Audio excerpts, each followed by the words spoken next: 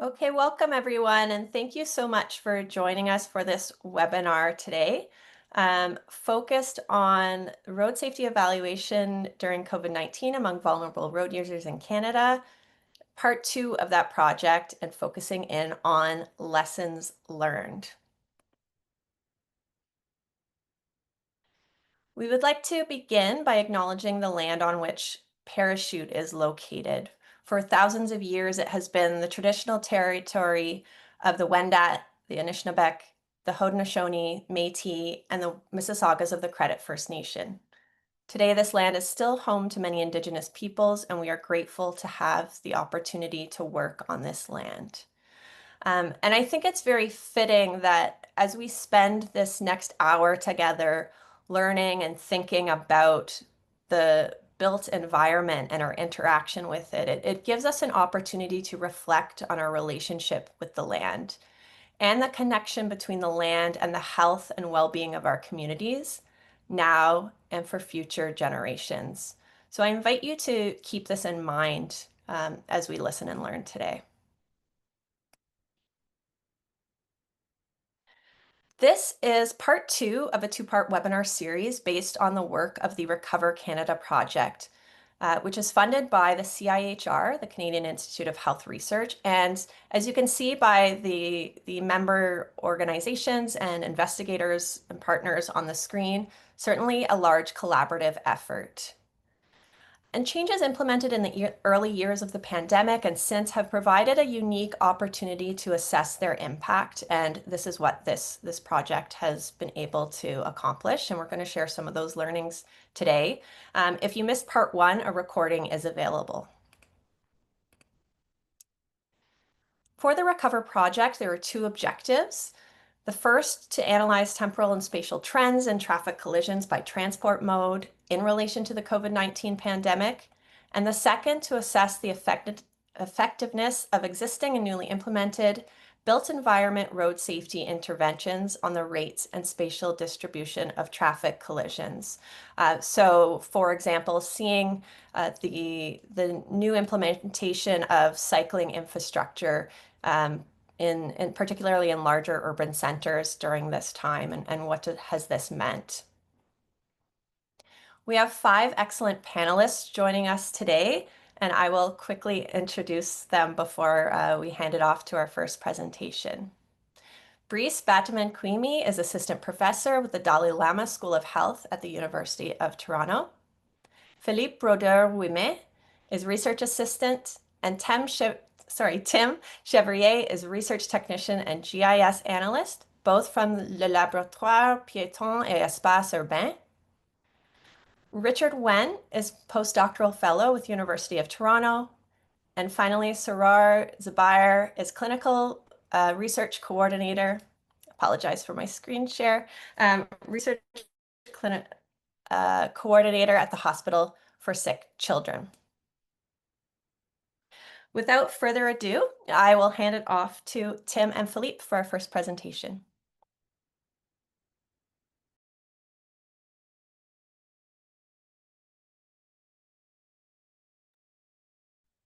Hi, everyone. We'll be sharing, Philip and I will be sharing the task of presenting this data to you today. The title of our presentation is The Effect of COVID-19 Policies on Road Traffic Collisions in 4 Canadian Cities, Identifying Spatial Patterns in Police-Reported Collision Data.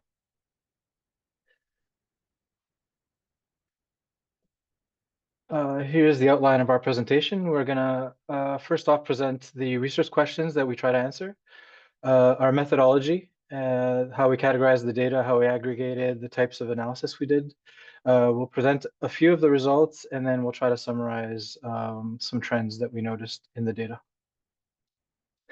So first off, our questions were, are there observable spatial patterns in the police-reported collision data before or after the lockdown date of March 17th, 2020? Which was the day in Ontario where they declared the pandemic a provincial emergency. So we decided to use that for each city, even though there was slight variations. And we were looking for pedestrian, cyclists, and motor vehicle spatial patterns. Second question was, if there are spatial patterns observed, are there differences in the before and after patterns prior to and after the lockdown date? For spatial equity analysis, we were looking as well if there are collision clusters, are they located in areas where there's the presence of vulnerable populations? And if there are there any differences in the patterns? How do these patterns affect vulnerable populations? So we received police reported collision data from the four cities, the four partner cities of our project, which are Vancouver, Calgary, Toronto, and Montreal. Within these data sets, we then extracted the killed or seriously injured victims to isolate them from the mass of other either no injuries or just property damage collisions that were reported. We then categorized these by pedestrian, cyclist, or motor vehicle. So then we excluded anything that was commercial vehicles, anything that was outside of these three categories. We then aggregated these data sets by census tract, and then we used the total road length per census tract as our denominator. Once we had those data sets, we then categorized them if the collision occurred before or after March 17th.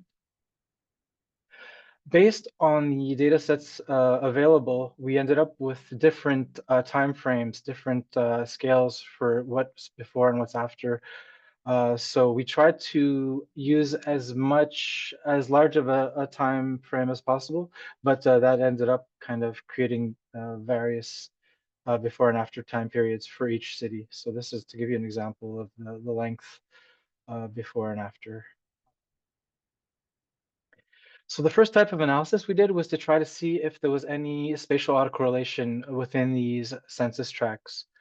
For those who are not too familiar with this terminology, spatial autocorrelation is a measure of the degree to which a spatial feature and the associated data of that feature, in this case, we're talking about census tracts, are they clustered or are they dispersed in space? The second type of analysis we did was cluster and outlier analysis. So if there is spatial autocorrelation, how are these represented within the municipalities? And the two main types are clusters and outliers. So we have a cluster, which is an area, in this case, again, a census tract, that exhibits characteristics that are significantly similar to the neighbors. And an outlier is an area that has characteristics that are significantly different than its neighbors. So for example, a high collision cluster would be a census tract that has high collision values and it's surrounded by other census tracts that also have high collision values. So for research question 1, are there observable spatial patterns in the police reported KSI collision data before and after the lockdown date? Here is what we found. Depending on the mode of transportation and on the city, the answer is sometimes yes, sometimes no. So it wasn't across the board where we found collision clusters for each of the city and for each of the modes of transportation. For us to be able to answer this question, we needed both of the before and after data sets to have significant autocorrelation. So for research question 2, we ended up excluding any mode of transportation that had a no in either the before or the after time period. So an example of two data sets that were both had significant spatial autocorrelation, we have cyclists in Vancouver. And here's an example of maps that were generated from these data sets. To give you an idea, this is one of the easier modes of transportation in city to understand what was occurring before and after. We have high collision clusters only in the downtown core with one outlier in the suburbs. And in the after the lockdown, we could see kind of a cooling down of the downtown core. So we had a reduction in collisions, but we have the presence of high collisions outliers scattered a little bit throughout the suburbs. We also have a low collision cluster that kind of appears in the after time frame.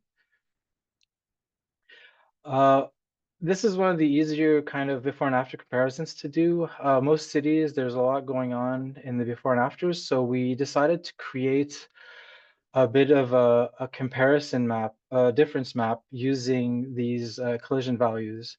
So we categorized the clusters based on mean KSI, and then we kind of gave them an order, and then we could kind of compare for a census tract the before class and the after class to see if there was a difference in increase, no change, or in decrease in the collision values.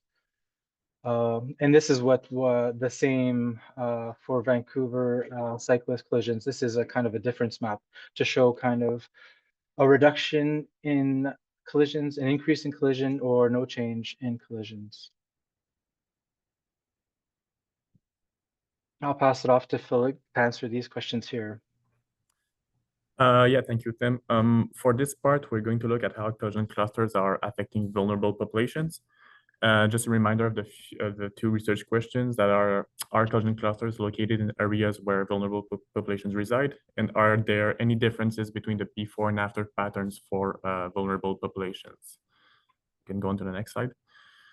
So to categorize different kinds of vulnerabilities, we use a deprivation index inspired by the Canadian Index of Multiple Deprivation. And we calculated the census tract at the census tract level, the variable with the z-scores of them. I don't really have the time to go over all the details, but you can go on to go see the Canadian Index Multiple Deprivation on Statistics Canada to see more details. But quickly, you can go back to the, yeah. But quickly, the residential instability index is about the tendency of a neighborhood inhabitants to fluctuate over time. The ethnocultural composition index refers to the community ethnic diversity with immigrant populations. And the economic dependency index relates to the workforce or the dependence on sources of income other than employment income. And the situational vulnerability index speaks to the socio-demographic conditions in the areas of housing, education, and other demographic characteristics that can cause certain kinds of vulnerability. So in the first test that we did, we calculated each index inside of each KSI clusters that Tim previously presented to you. So in those tables, we didn't have a sample large enough to do it for a cyclist before the lockdown, but we were able to do it for each other mode of transportation. So for the residential instability index, we see that the high collision clusters have the highest residential instability index over all clusters, and this applies to all transportation modes too. And we also noted that the index is higher after the lockdown than before the lockdown. Go to the next slide. And for the economic dependency index, we see that the index is low in high collision clusters for all modes and both before and after the lockdown. So this is a good sign.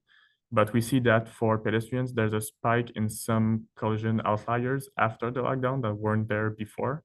And we also see that for cyclists, the index is high in low collision clusters, but we cannot compare before the lockdown, unfortunately.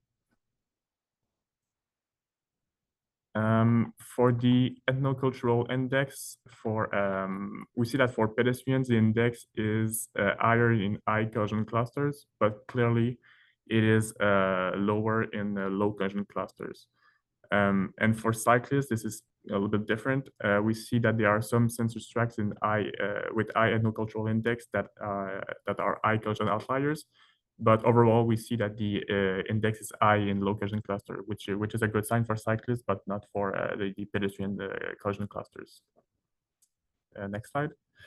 And for the situational vulnerability, I won't spend too much time on this slide because most of the group were not statistically significant, and we don't really see clear patterns in the data that we analyzed. And finally, we did a logistic model with the odds of being in a high collision clusters as the dependent variables, and all the indexes were included as independent variables. And we see that residential instability really sticks out by having a higher odds of being in a high clusters. And also we see that the odds is even higher after the lockdown than before it. So Tim, you can go on with the summary.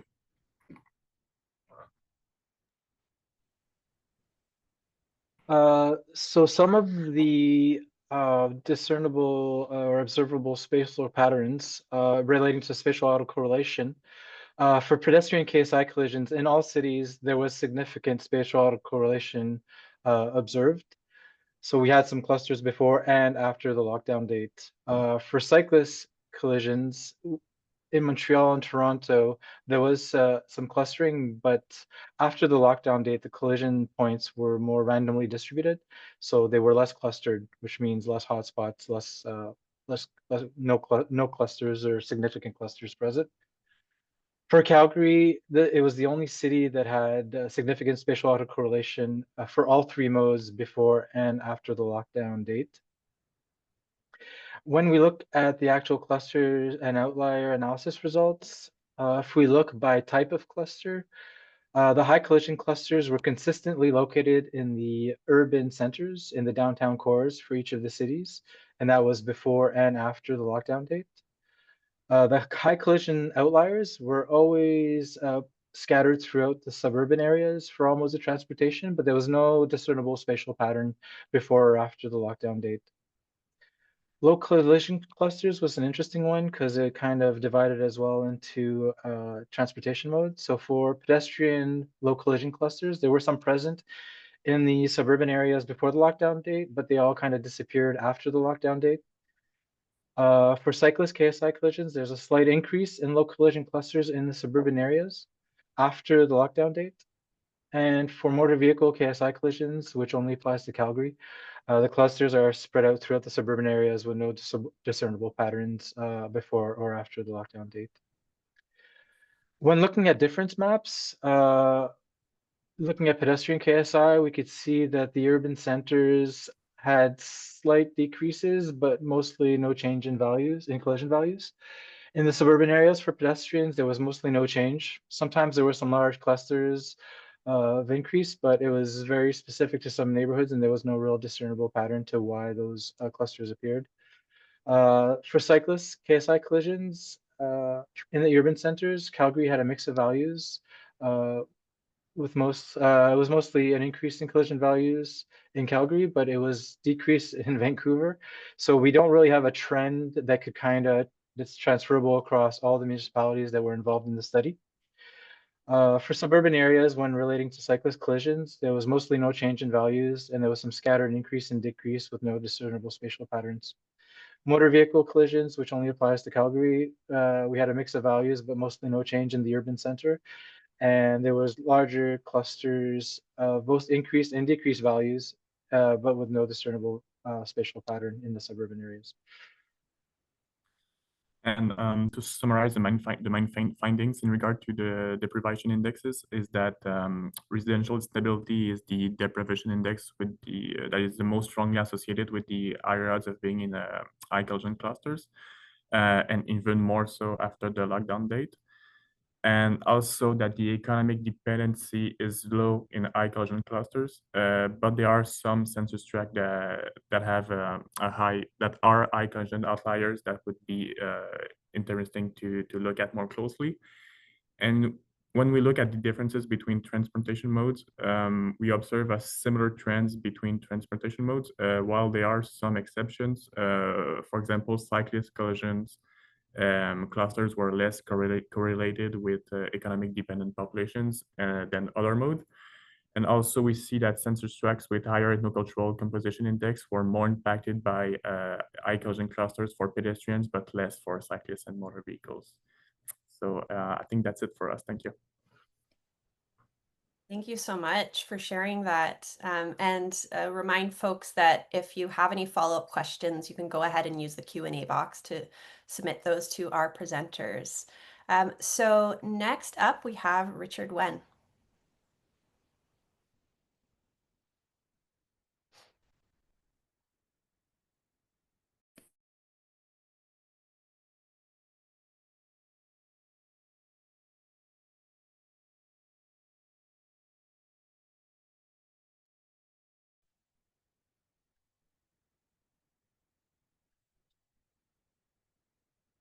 Hi, everyone. So today I'm going to be presenting on the evolution of cycling infrastructure in 3 Canadian cities from 2010 to 2022. So I'm sure everyone's seen construction before. Not the best thing that you want to see, especially if you're in rush hour or you're trying to get to work. But after that construction, our city changes, it evolves, and you're going to see safer streets, more people using the streets, and in some cases less congestion and more active transportation. And this is quite prevalent during the pandemic. So there's a phenomenon of the cycling boom during the pandemic and safer streets. We're seeing more cyclists in 11 of 13 countries, an increase of 27% in Italy, for example. We're seeing more initiatives for reduced speed limits, 30 kilometers an hour, such as the initiatives in Vancouver of slow streets. More cycling education and free courses offered, such as 6th and 7th grade schools in Vancouver. And more notably, as you'll see in the changed environment, infrastructure. So things like network expansions, such as 17 routes planned by 2027 in Montreal. Now, the question is, how do we know our cities are evolving? Well, the first thing we can check is open data. Luckily, a lot of open data is available from all of the city's efforts. However, this data is not always accurate, consistent, or up to date, and different cities have different protocols and standards. So that leads us to the objective of our study. So one, we want to verify that this data is correct.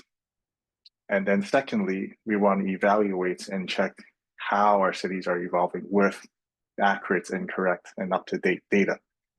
So we'll be looking particularly at dedicated cycling infrastructure. So think painted lanes, buffered lanes, and cycle tracks, or cycling lanes with physical barriers. And all of these are standardized by the CAN-BICS system in the cities of Vancouver, Calgary, and Toronto. So looking at our data, we're getting it from the government's open data portals. In Vancouver, there are originally 3,666 road segments, 4,169 in Calgary, and 1,323 in Toronto. So as you can see, every city classifies bike lanes differently. So using the CAN-BICS definitions, we wanted to include just the painted, buffered, and the cycle tracks. So we selected from each city's classification system and included it based on those definitions, which resulted in 3,118 segments for Vancouver, 752 for Calgary, and 326 for Toronto. So for research objective 1, to verify the data, we use primarily Google Street View to see if cycling lanes actually existed during certain years. If we did not find any data from Google Street View, we will check Google Earth using satellite imagery to verify this data. And if all else fails, we do a web search to see if there are any reports or news about the implementation of cycling infrastructure during certain dates. For research objective 2, we evaluated changes over time and over space. So we use mostly visualization methods to show how the city is evolving over time and how it is evolving over space using maps. And the results were for Vancouver, most of the data is correct, and 97% of it is within plus or minus 1 year. As you can see, the range here, there are only inaccuracies of up to about 4 years. Then for Calgary, much less accurate, 42% were correct and only 62% within plus or minus 1 year. Again, this is a much larger range. You have inaccuracies of up to 10 to 20 years even. And then for Toronto, somewhere in between. So we have about 74% correct and 78% plus or minus 1 year. But you have inaccuracies of up to almost 17 years. Now, For the evaluation, we look at infrastructure per 1,000 kilometers of roadway over time. So one thing to note here is that Vancouver is made up of mostly local street bikeways that were not included in our comparison because we don't have equivalent comparisons in Calgary and Toronto. However, moving on from that, you can see that after 2019, there is a large increase in cycling infrastructure, particularly in Calgary and Toronto. In Toronto specifically, you can see a large increase right after 2019, so during that pandemic era. And a lot of cities are starting to implement more and more cycle tracks. Then we can look at how much or how fast these are changing. So there's two things to note here. One is that Toronto in particularly increased quite a bit after 2019, right during that pandemic era. And then for Vancouver, you can see that with local street bikeways, there was an increase from 2010 to 2013 here. Other than that, all the other cities are quite level in terms of increases in cycling infrastructure. So what about changes over space? So in Vancouver, as expected, across all three cities even, most of the activity and the changes happen in the downtown area, with some smaller changes right around the borders in the center of Vancouver. Then in Calgary, same thing. Most of it happens near that downtown area, but less so near the borders of Calgary. And we see that same pattern in Toronto. Most of it is, in fact, in the downtown area. However, we do see some things near the center and eastern portions of Toronto. So in conclusion, there's three main points here. There's definitely an evolution in cycling infrastructure growth across all three cities, especially after that 2019 period. So this provides us with a lot of evidence to show how our cities are growing and how to guide policies and decisions to meet those cycling demands. Then we have the inaccuracies with data. So because there's no standardized protocols that are across the three cities, we're seeing some inconsistencies in classifications and verifications for research purposes. So it's a little bit difficult to study the impacts of the cycling infrastructure without accurate data. Now, thirdly, we have trends that are comparable across cities when we use that CAN BICS system. However, as you can see, we omitted local street bikeways, which make up a large portion of Vancouver's bikeways. We'd just like to thank CIHR for funding this study. And thank you everyone for your time. Thank you, Richard. And I'm noting a comment in the chat saying the data for amount of cycling infrastructure in Toronto looks disappointing. And I think you raise a really important point in your conclusions around the quality and accuracy of the data available from cities. A really important learning point as research and municipalities work together on these types of evaluations, that the data and the records are so critical to be able to do this. Thanks so much. Definitely. Yeah. Our next speaker, and continuing the conversation around cycling and cycling infrastructure, we have Brice.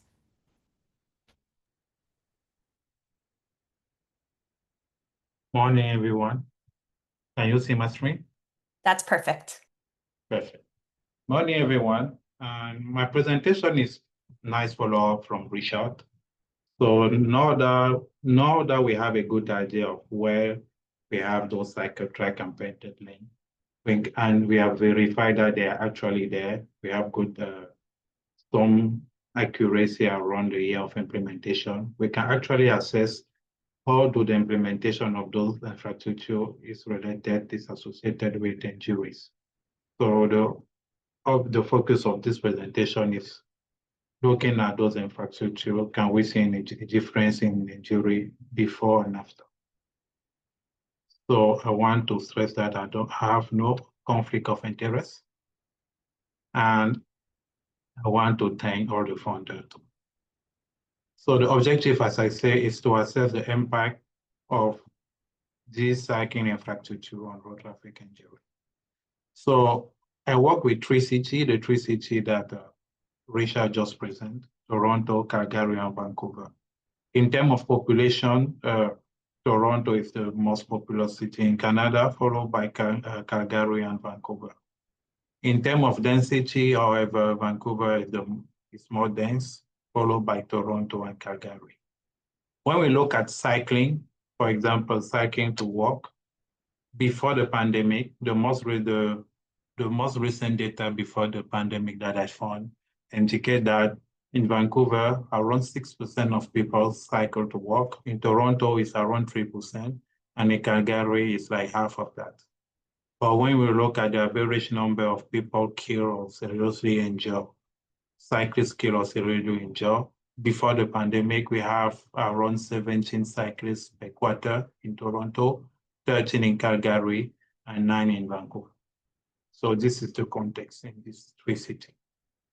Now, what are the interventions we are trying to assess? Those are cycling infrastructure. So we decided to focus on those installed from 2011 onward.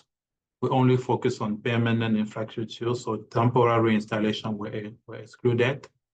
And we look at cycle track and painted lane, but in the group of painted lane, we combine painted and buffer lane.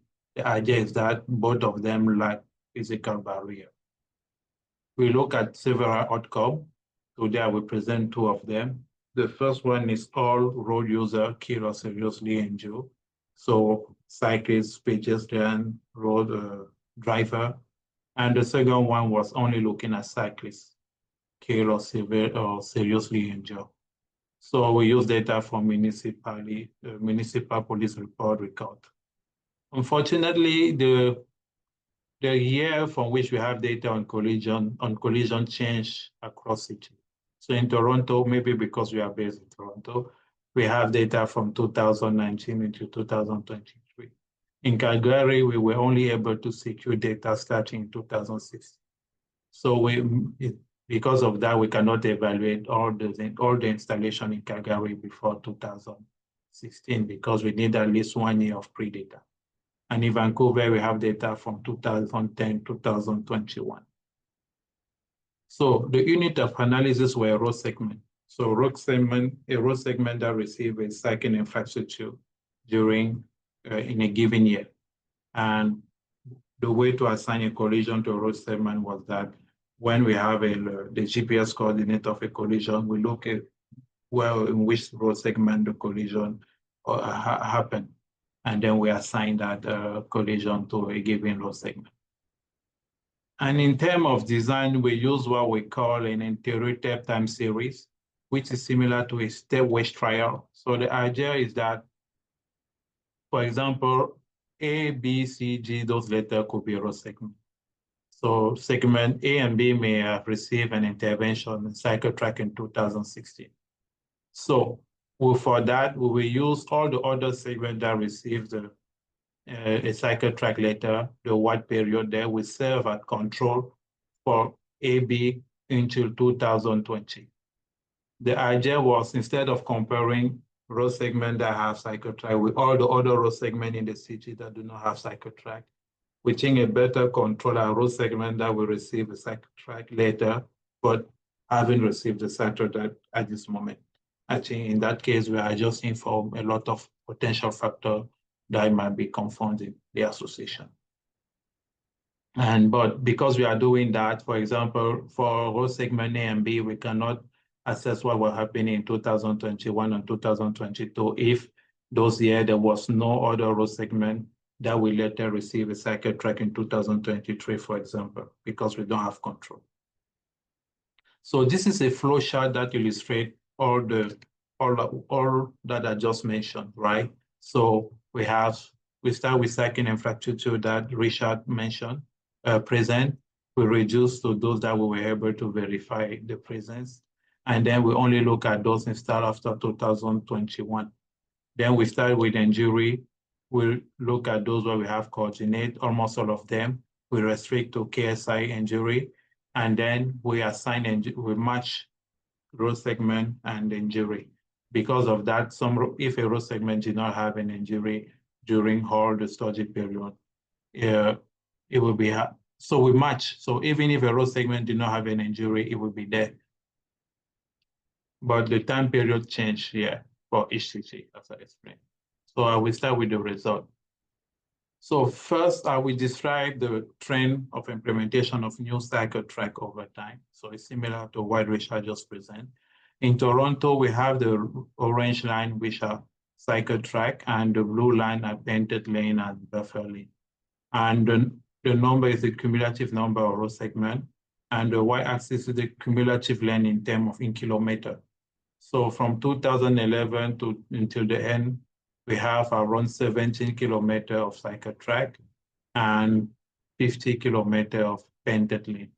In Calgary, we have less, like around 20 kilometers of painted lane, 18 kilometers of cycle track. In Vancouver, 20 kilometers of cycle track, 10 kilometers of painted lane by the end of the study period. Again, those are new cycle track only. We were focusing on new installation, not those that were already there before 2011. Then we also look at on those road segments that I just present here, what was the trend in terms of collision happening? So in orange are all KSI, so all type of road user, and in blue are cyclists. So we can see there was a declining trend in Toronto. Calgary, because the number are very low, they appear flat, but there might be also a decreasing trend. In Vancouver, it appeared very flat over the years. So now we applied our modeling. And when we look at the overall result, we're looking at change in the number of victims per 10 kilometers of road length. So when we look at Toronto, for example, all road users in a small reduction, but not significant. Similarly, in Calgary, in Vancouver, we seem to have an indication of an increase. When we look at new cycle track and all type of injury, again, we don't see that much change. When we see a change was in Calgary for cyclist KSI on all cycle track. So in Calgary, on road segment, when we have a new cycle track, we have less cyclist injury. While in Vancouver, for new painted lane, on road segment where we had new painted lane, we had more KSI, all type of road user KSI. But overall, because of low number, the confidence interval was a little bit wide. But something is missing from this result, which is volume, traffic, how many people cyclists were on, and how do those infrastructure modify how people were moving. Unfortunately, we couldn't get traffic volume data to really use those traffic volume data in the analysis. We needed like an estimate of how many people were cycling on this road segment, because the road segment was the unit of analysis. But for some of them, like overall 15% across the city, we were able to have some measure of how many cyclists were there in a given month, and we look at the same month after the implementation to see if we can have an idea of the change.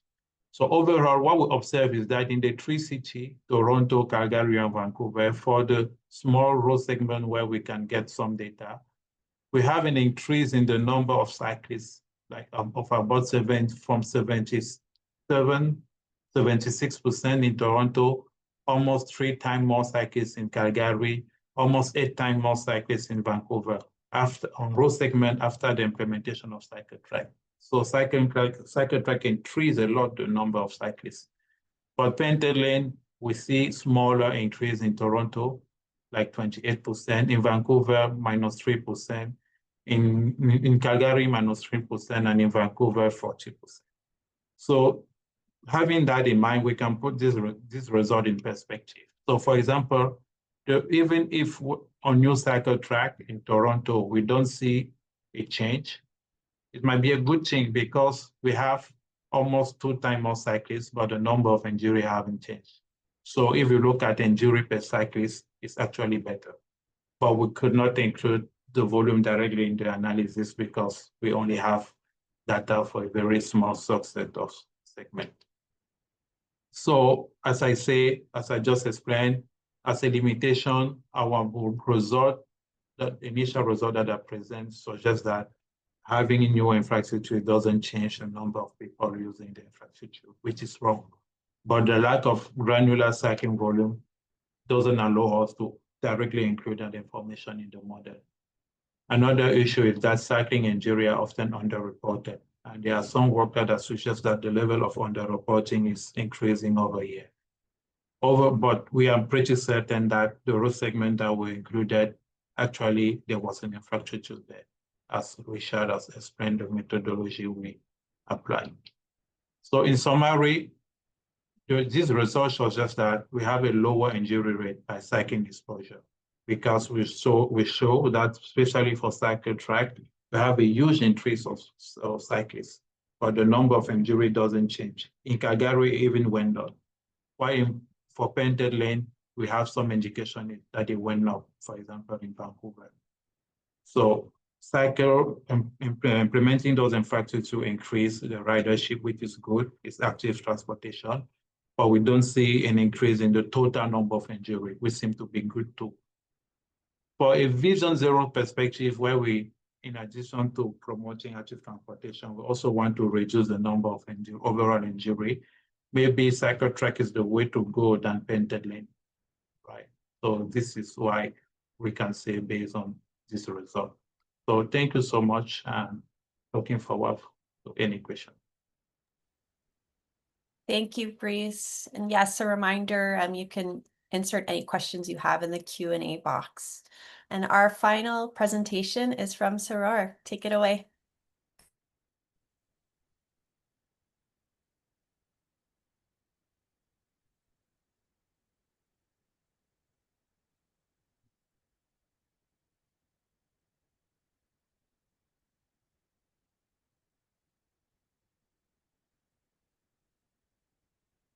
Hi, am I in the right screen? You are, go ahead. Thank you. Hi, everyone. The final topic of the RECOVR project presentation series is on automated speed enforcement evaluation in Toronto that our team has recently conducted. In recent time, ASC has been one of the most discussed strategies in road safety and widely discussed and debated topic in the local news. Before we dive into ASC, let's take a moment to realize why speed management is important, particularly for vulnerable road users. When we conducted this study in 2022, Ontario have seen a 5% increase in collision-related fatalities compared to the previous year. Children and older adults are particularly at-risk population. By reducing speed, we drivers not only gain more time to react, but also the severity of injuries reduce significantly. So an ASC device consists of a camera unit and a speed measurement device, which can be seen in this picture here. These units that are used in Toronto are mobile units, which can be relocated easily as needed. As a part of the city's Vision Zero road safety plan, ASC was introduced in 2020. Necessary laws were passed beforehand, and by regulation, these devices can only be placed in community safety zones, specifically in school safety zones in Toronto. Our team partnered with the city's transportation services to evaluate the effectiveness of this program. The program in Toronto initially started with 50 camera AAC devices. 2 of these AAC devices were located in each of 25 wards in Toronto. It was rolled out in multiple phases, each lasting about 3 to 6 months. Before ticketing began, there was a minimum of 90 days warning period was given. We using sign and to inform the drivers about the upcoming changes. For example, when the first phase of ticketing was happening, the second phases of warning period was already begun and the signs were posted. And when the first phase of the ticketing finished, the AC divisor moved to the second phase locations, and the third phases of the warning period started at that time. In today's presentation, I'll focus on speed data collected up to 5 phases. So this map shows the camera locations for the first 5 phases. As we can see, the cameras were distributed across the city, and all of these locations were within the school zones. A brief summary of the data that we used. For the pre-AC period, speed and volume data were collected using pneumatic road tubes, which were collected over 3 consecutive weekdays. Some of this data came from the city collected as early as 2018 near the AAC sites. And some of this data were collected before the warning sign went up. During AAC period, the device themselves collected speed and volume data. And in total, for 5 phases, we have data from 250 locations. And finally, when the cameras were removed, the city collected post-AAC period data from 38 locations, which were collected within 28 to 48 days after the removal of the camera using pneumatic road tube over 3 consecutive weekdays. We focused on 2 major outcomes, one being the proportion of vehicle exceeding the speed limit, and the second one is 85th percentile speed, which is a measure that often used in road safety and traffic engineering.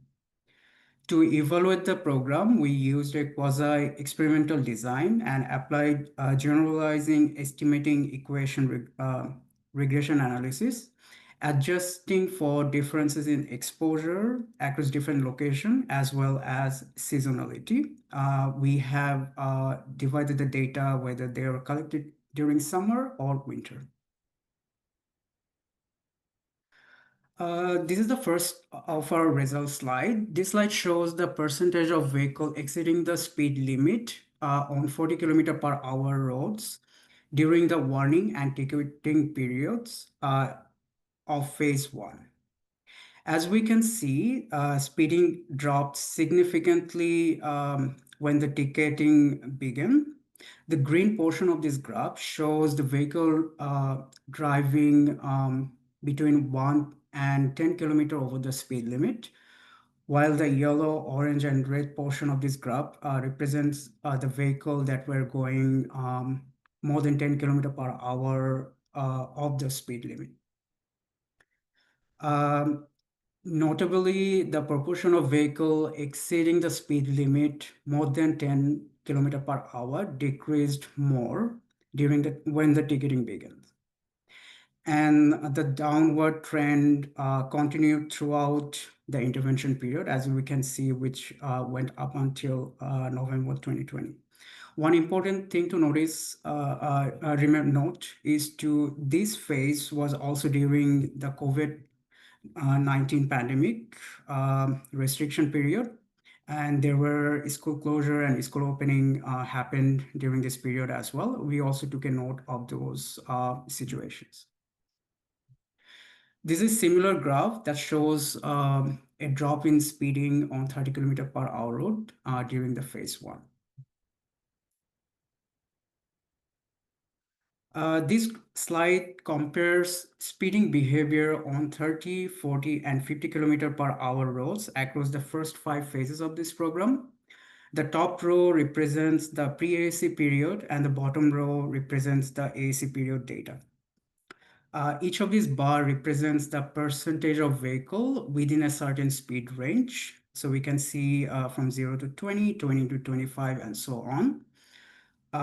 The solid black vertical line represents the speed limit of this road, and the dashed line represents the 85th percentile speed.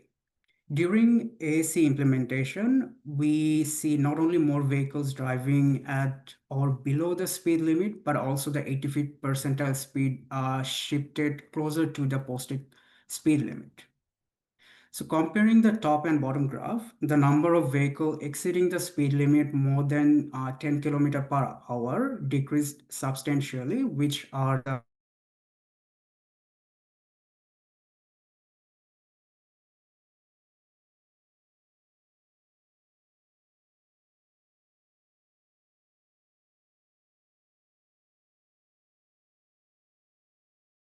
speed limit during the AC period with the pre-AC period. Here, the relative risk and 95% confidence intervals are shown compared to the pre-AC period data. And the values farther from the dashed line indicates the fewer vehicle exceeding the speed limit. So overall, we found about 45% fewer vehicle were exceeding the speed limit during the AC ticketing period. And the largest reduction was among those driving more than 20 km/h over the speed limit, which are shown in the bottom of this graph, and which dropped about 88%. This graph shows the results for the 88th percentile speed, similar graph based on a generalized estimating equation linear regression model. Overall, we found that the 85th percentile speed decreased by about 10.7 km/h during the AC period. This graph shows the 85th percentile speed during the first 5 phases alongside with their respective speed limits. The darker shades of red indicates the higher 85th percentile speed, while the circle represents the speed limits. The larger circle represents higher speed limits on this road. We can, sorry, I'll just go back. We can see the areas outside of Toronto downtown core area in this map had a higher 85th percentile speed. This is likely due to the higher posted speed limit on this area, as well as these roads were connected to major arterial roads and highways. We also looked at what happened to speeding during the warning signage were posted. This is a selected 44, this is data from selected 44 locations during the phase 3 of this program. During the warning period, there was a slight decrease in exceeding speed limit, but not as much as what was the decrease happened during the ticketing period.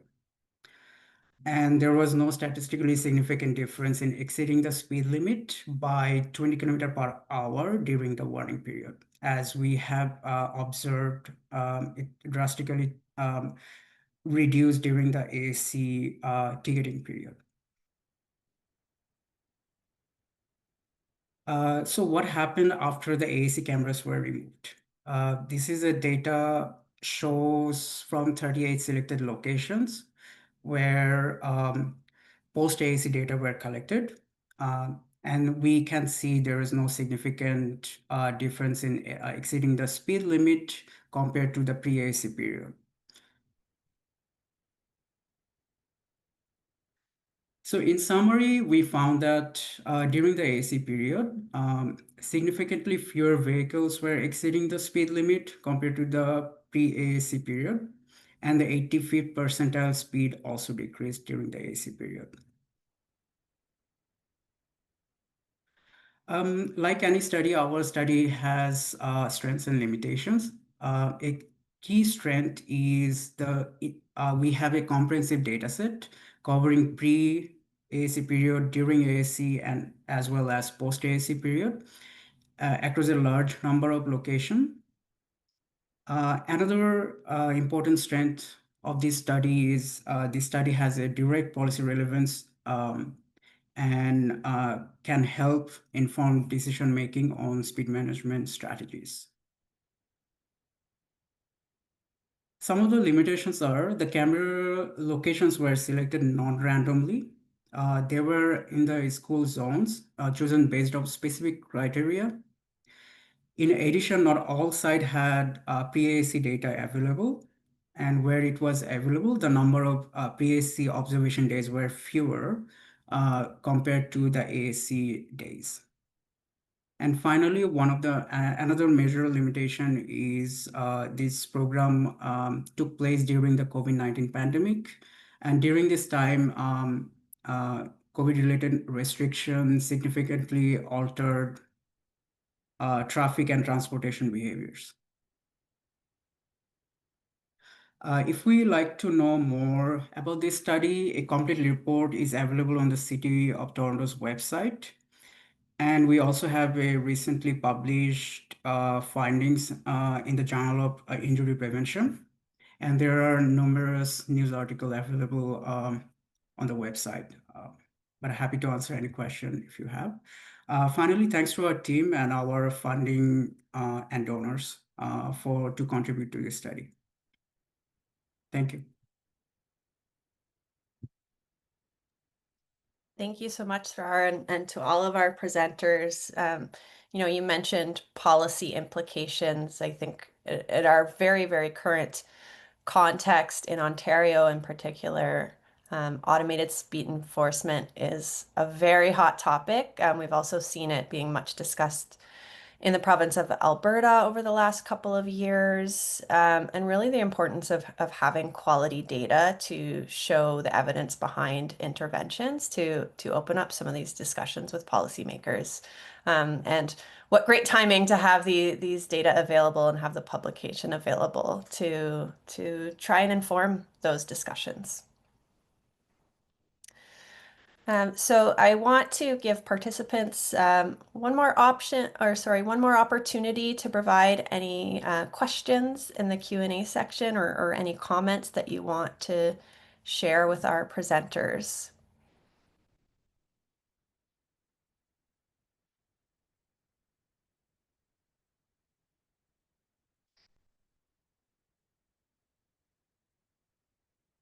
And maybe I'll open it up to presenters. I won't put anyone on the spot, but is there any kind of one key message or anything you didn't have the opportunity to say yet that you'd like to bring forward from your work?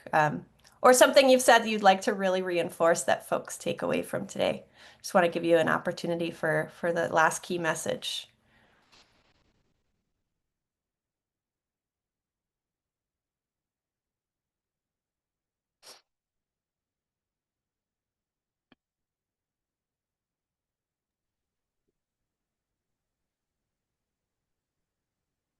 Hi there. Hi, Stephanie. I'm not sure why I'm called Tim now, but I'm Marie-Soleil Cloutier, working with Tim and Philippe on the spatial analysis part of the results of RECOVR, and I feel it was almost good news for us to not see that much of spatial pattern.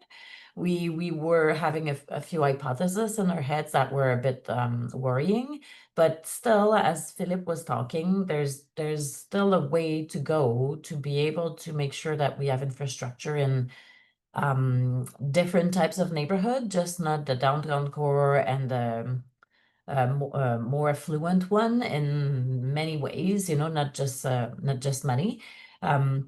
Because for sure we do have people that are pedestrians over there, as you saw. This is where we had like the most let's say problems, but if we want people to start those active mobility ways of moving around cities, we need to be careful in our spatial distribution of the infrastructure. And the great thing, well, I shouldn't say great, but the good thing about COVID is that it gave us a little bit of a push. But I feel this is already over almost, unfortunately. In a lot of those cities, we see a bit of a backlash somewhere. And I definitely think it's not a good idea to slow down, for sure, to change our city for many different reasons.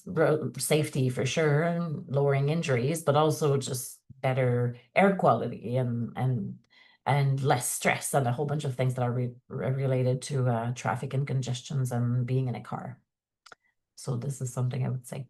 Yeah, thank you so much, Marie-Soleil. Really important observations. Maybe before we wrap up, one quick question to Sarar.